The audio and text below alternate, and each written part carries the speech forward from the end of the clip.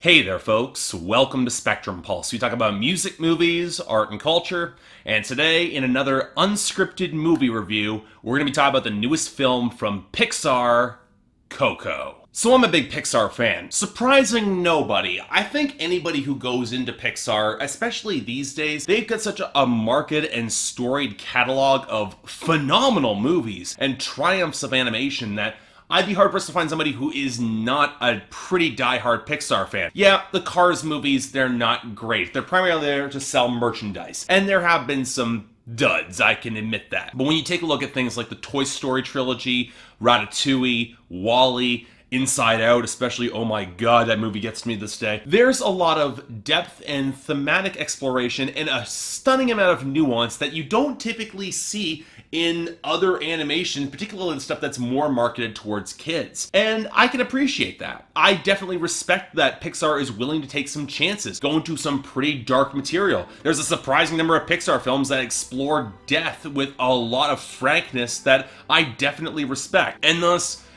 it doesn't surprise me, to a certain extent, that Coco got released, which takes a lot of the celebration around Dias de los Muertos, and then builds a fascinating way to connect the real life to the afterlife and what might come after while entrenched in Mexican culture. Now, let me stress this right out of the gate. This movie is genuinely great. I'm a big fan of it. I want you guys to all see this now. And it's also one of those movies I really don't want to spoil. Because there's some movies where you can say that the twist comes in and you spoil it. It doesn't really bother you all that much because it's more of a twist that is more intellectually satisfying. And to discuss the twist brings a lot into it. Whereas this one, the twist you can come in, if you've seen a lot of family movies, if you've seen a lot of Pixar movies, you could probably telegraph it. I certainly was able to. But when it comes to the emotional nuance underpinning a lot of that, I don't want to spoil that because, again, this is a genuinely great movie, and I really recommend you guys go out and see it. It's already breaking box office records in certain spots. You know what? For a movie in this vein, I think it deserves to, because, yeah, it is that good. So let me give you a little bit of an outline of the story. The main character, Miguel, he's a young kid growing up in a family of shoemakers. Like his great-great-grandfather, he wants to be a musician. He wants to play guitar. He wants to be part in that Mexican culture and be maybe mariachi. It's hard to tell. But at the same time, he also realizes that his grandmother is very much against that because his great-great-grandfather reportedly abandoned them, would go off and seek his fortune and become a musician. So when he eventually has a clash with his family, he runs off, finds an instrument, a very special instrument from a man that he thinks is his grandfather, because that man was the greatest musician in all of Mexico at that time. And then things get a little strange because he discovers there's a way through that time at Dia de los Muertos to travel back to the land of the dead. Now let me stress this right out of the gate. The animation is gorgeous. It's more stylized, sure, and there are ways that some people could argue that it ties into, it might feel culturally insensitive if it was handled by the wrong people, but I don't see that whatsoever. Primarily because it feels like this movie was made with somebody with the frankness to frame everything as a very Mexican story told and written mostly by Mexicans. And there's lots of elements of unself-titled Spanish, which I really appreciate in terms of in-jokes. It's a pretty overall funny movie, but there's a lot of that makes you think that it is primarily marketed for a Latin audience, and honestly, I'm okay with that. The fact that you can still get the gist, the fact that the emotional through line is as strong as it is, thank you, Pixar, is a great credit to this story. But the thing is,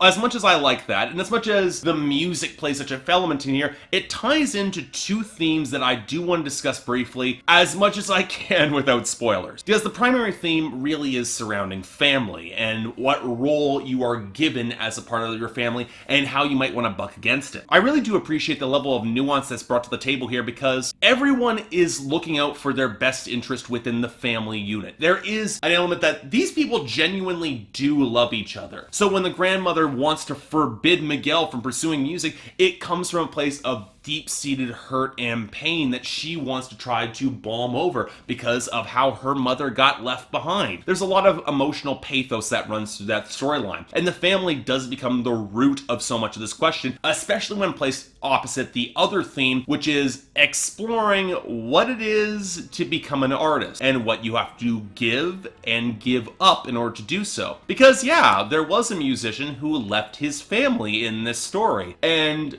the consequences of what that is and what art he created, and where that art becomes properly attributed, if at all, in order to discuss legacy going forward. In other words, where that art, how it might be remembered, or whether the artist will wind up getting forgotten. That becomes a very potent through line through the story. And that whole underlying theme of memory, how people think of somebody either alive or very much dead, and whether that memory could be potentially misconstrued, or potentially there are gaps in it, or what it truly means to be forgotten, especially in that arc of a family. That's potent as hell. And honestly, as someone who does have a very close tie to my intimate family, that did hit pretty hard, especially when it comes to the ending. Because yeah, this is one of those movies where, especially if you have that tight-knit family experience, or you want to have that tight-knit family experience, that it's a bit of a tearjerker. And you know what? That transcends cultural boundaries. I completely admit that, especially with the undercurrents of bucking against family to pursue a passion. Now, I can't say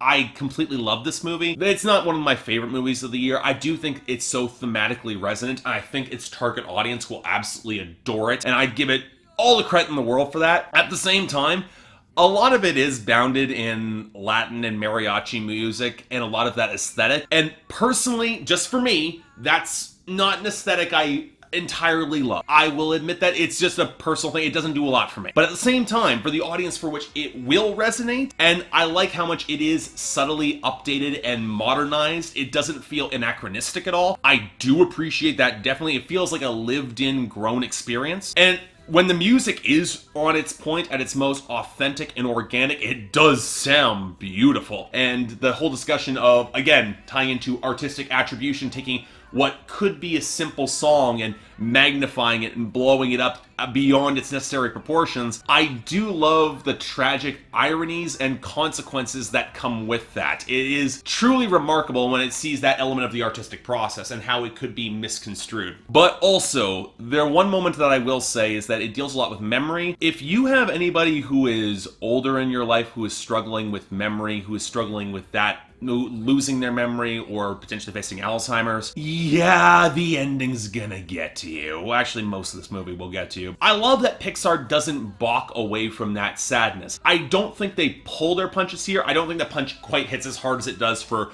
Toy Story 3 or WALL-E, or there's a couple movies that will hit harder. Inside Out, personally for me, especially Ratatouille, if you understand the ending coming as a critic, that you'll get why that one cuts. But at the same time, for Coco, there are elements, I'm not sure it hits entirely as deeply because, again, when you're dealing with the real life and the afterlife, the fact that they are able to give stakes to the afterlife part of the movie is impressive, but at the same time, it does slightly undercut the possibilities, especially when memory becomes so much of the key of the story. But at the same time, for a kid's movie, for a movie in this vein that can still be very much enjoyed and appreciated by adults, especially given the audience that it's pitched to, I can see this being really powerful and really resonating. For me, I might not love it in the same way, but again, I can appreciate the audience that will. It's a light 8 out of 10, definitely recommended. Go see this film. I think a lot of the voice acting is terrific, the jokes are on point, especially the ones that are tied into